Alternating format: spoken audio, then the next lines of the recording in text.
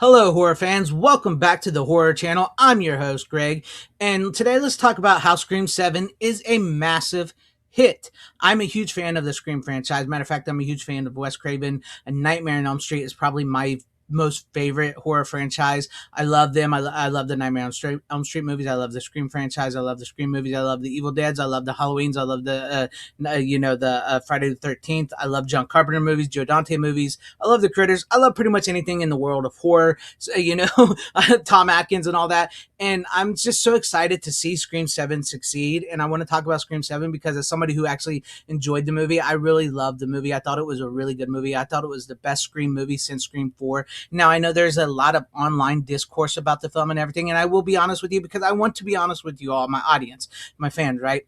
I didn't like Scream 5 and 6. I really, really did not like them. And I know there's a lot around it. And I'm not trying to put off anybody's opinions or feelings about that because we are all horror fans. And this channel is the new home for horror fans. So if we disagree or agree, that's fine. I just want us to be able to express our horror opinions and, not be mean to one another, even though that could happen. But anyways, I'm going to go ahead and bring this up here because this is from the official Scream account. It says cutting through $200 million. Actually, I believe it's like over $204 million now.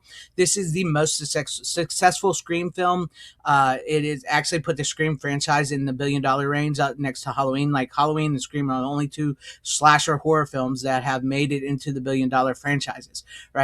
And I think that's incredible. And I know you can argue whether, with inflation and everything, yeah, I get it. It's not the same as like a movie that came out in 1996. I get it. But I think this also proves that there was a massive disconnect between people that were online and the people in the real world because I don't think necessarily people always realize that the online world isn't how everybody feels, right? And I think this proves that a lot of people liked Scream 7. A lot of people didn't like it, so I'm not saying a lot of people did like it. A lot of people didn't like it, but I think there was more people that liked it than is to be believed. But I'm excited, and I want to congratulate Scream and all the cast: Nev Campbell, Kevin Williamson, Isabel, Courtney Cox, everybody involved in this movie. I thank you so very much for this movie. This movie was everything I wanted a Scream movie part 5 to be. This really felt to me like Halloween H2O.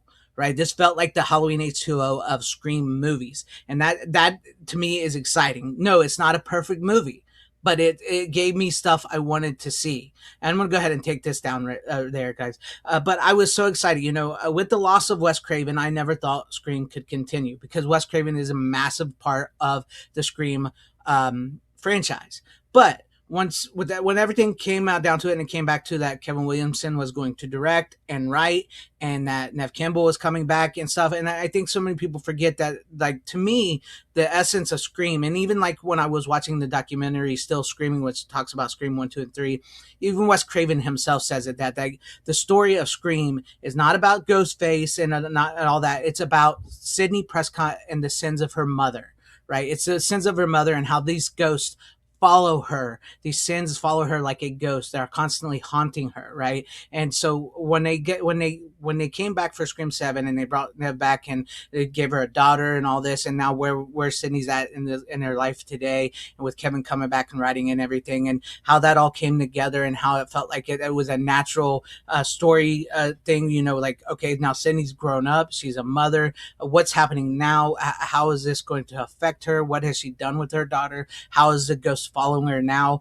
What are the sins still present in her life? And how everything keeps coming and coming and coming, and how Sydney doesn't quite know how to react to this at first, but then when it comes down to it, that Sidney Prescott that we all know and love comes back, and she helps her daughter and everything, and they confront this ghost that is presently stalking them. Now, like I said, this movie is not a perfect movie, but I thoroughly enjoyed it. I thought it was everything I wanted a Scream movie to be. It felt like a Scream movie, and I think with these movies, they once it's on his seventh movie, which I never thought I'd see Scream get 7 films.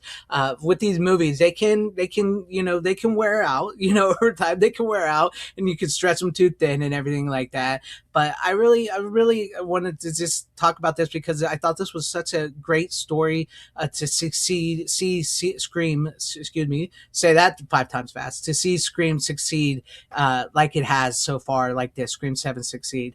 It was, it's really interesting. And I even got to talk to Carl, the one of the ghost faces in the movie at Horror Hound Cincinnati, and I told him that his scene in the movie where he's stalking Tatum and Sydney in their house, and he's tapping on the wall with a knife, and I was like, that was probably one of the best sequences in the movie. And usually it's a stuntman in the Scream outfit, and he told me, Craig Dane, he told me, he's like, he was in a costume, he was tapping on the wall, and he said that was an incredible experience to be able to be tapping on the wall with a knife with them behind the wall. And I just see that, like, I love that. Like, I love connecting with the horror community, horror fans, and like people in my movie. I love that. I even got a picture with Craig, and I got him to sign my Scream mask and everything. It was an incredible moment for me. I just, that's why I'm so excited for this, and I cannot wait to rewatch Scream 7 again when it comes on physical. I'm a physical media collector. I know it's out digital right now. You can get the digital if you want to. Me, I'm a physical media lover, so I'm waiting for the physical release, which I believe is June 16th. I'm getting the 4K steelbook, and I cannot wait to watch it over and again and dig into all the special features and everything like that. And I'm happy to have contributed to the success of Scream 7. I thought it was a thoroughly good time. Once again, no, not perfect. I know there's a lot of stuff about the third act and the Ghostface reveal.